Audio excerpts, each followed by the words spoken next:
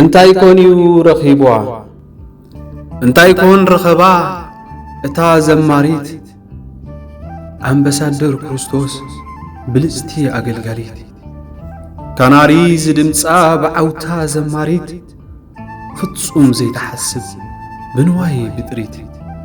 ቤተ ክርስቲያን ወዓላ ኣዝያ ደስ በሃሊ እንታይ ኮንዩ ረኺብዋ ደርፊ ክትሰምዕ ፍጹም ዘይትፈቱ ኣብ ሕማቕ ነገራት ኢዳ ዘይትእቱ ንሰብ ዘይተሓሚ ዘይትህብ ዘይናቱ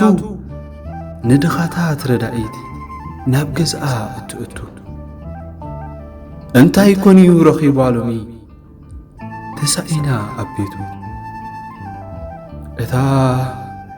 እታ ምእዝዝቲ ፍጥረት ጥዑም ዝጠበያ ኣብ ኢየሩሳሌም የላን ተሳኢኑ ደሃያ ብዙሕ ጌራላ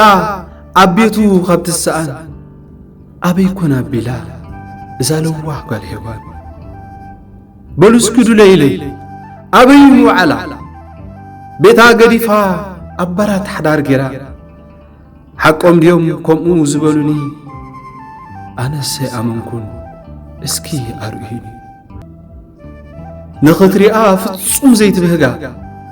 እቲ ዕምባባ ምስላ ኣህሲሳቶ ብኣጋ ሕልፍ ክትብል ተንቁረካ ብዓይና ገረብ ጌራላ ዘነቁር ንዓይና ግዳ ኣይትደልን ከይተሓፍር ብኣ ጥራሕ ዘላ ሕፍረታ ኣውፅኣ ዝለበሰት መሲልዋ ነቲ ቖራጽ ክዳን ሎምስ ተጸሊለ እያ ምስ ዕቡድ ዕብዳን መሳኪን የእዛና ካብ መስምዒ መንፊ ተቐይረን ጽቡቓት ኣጻብዕታ መጻሕር ሓዊ ኾይነን እንታይ እሞ ተሪፍዋ ዘይበጽሖቶ ንሳ መልሓሳት ስኰር ነቲ ንቡር ገዲፋ ምስክነይ ትበሉ ተረኺቡ ደሃያ እታ ዘማሪት ሎሚ ብዓይነይ ርእያ ግን ተጠራጢረ ተለዊጣ ፍጹም ጋገያ ኣይተጋገኹን ግን ብርግጽ እንሰያ ሕይወታ ተቐይሩ መንፈሳውነታ ጠፊዩ እቲ ቅዱስ ምስላ ብክሬም ተቐቢዩ እቲ ኽቡር ኣካላ መዕለም ንፋስ ኮይኑ ኣታሕሳ ጸጉራ እቲ ንቡር ስኢን መዓስ ንሳ ጥራይ እቲ በማህርታ ሳብየላ ኣሰሩ እግሪ ካብ ዝሕጽር እዋናት ተቐፂሩ ኣየወ ሎሚ ክዝክሮ ኩሉ ነገር በኺኻ ይጽገብን ምስቲ ማልኽን ነጻጸር ነይሩ ትጓህ ኣገልጋሊ ሓጢኣት ዘፈንፍኖ ኣብ ቤት ኣምላኽ ከይድካ ፍጹም ዘይትስእኖ በዓል ፍሉይ ጸጋ ሓወይ ሓብተይ ባህሊ ፍርሃት ኣምላኽ ዝነበሮ ምቕሉል ኣገልጋሊ ንኣምላኽ መገልጋል ዘይብል ድሕርሕር ካብ ቤቱ ንምትራፍ ምኽንያት ዘይድርድር ኣብ ኣምላኽ ኣሚኑ ፍዕሶ ሰይጣን ዝስዕር ኩሉ ንሰናይ እንዳበለ ንሕዋቱ ዝምዝር እንተሎሚ ከምዛ ዘይነበረ ሓፋር ዘይተዛራቢ ይውዕል ኣሎ ሕማቕ ቃል ክድርቢ ጸጉሩ ርእሱ ንሕዎ ገይርዎ ዝዕተር ክልተ እዛኑ ሰቒሩሎ ዘይንቡር ዝገብር ጓልዲ ወዲ ክትፈልዮ ዘይትኽእል ክኳሓል ትሪኦ ኣብ መስትያት ዝውዕል ስሪኡ ምሊቑ ትሪኦ ንታሕቲ ሓለኽ ይብል ይሓልፍ ብመገዲ ስኡን እንክመስል ቦጃል ክዳን ገይሩ መእሰሪ ኸልቢ ይመስል ሰንሰለት ተኣሲሩ ፌኮ ጠምጢሙሉ ነቲ ኹምራ ጸጉሩ መንፈሳውነቱ የለን ፍጹም ተቐይሩ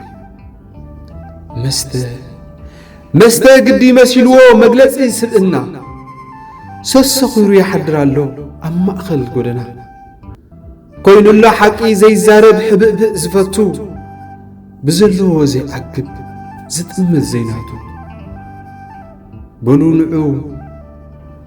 ንዑ የሕዋት ንለኣኸሎም መልቀስ መላቕስቲ ሎሚ ይኮኑን መይቶም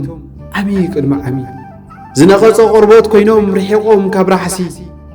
كابيتو تفليهم سئينهم ما نحكي حوي بخيلو حبتي بخيلا مكرع بيسو حسمو قديدو مس ابدان دان كراك الكيدان كابز أسرو نتخفق صلائي أبلغ بمسنكسو شعيهم تسائنهم شرشهم كابيتو بلي اللون اواي اللون قلت يوم يلون عبد قدوس كرن كل قريم هو كينو هو زي إمن كميك إلو مو كابيتو تفليهم يبلا اللو كله انتايو رخيبو قدي كم سبيت لوط ندحريت أميتهم بابلون سرام نايسقها وحيد أتو بلو حدراهم يحوات مع عدوا مع عدولي تزاربوا لمن لي أبلبهم لسلي تبلا الله تابيت يمان سقم لي تبلا الله تابيت يمان سقم لي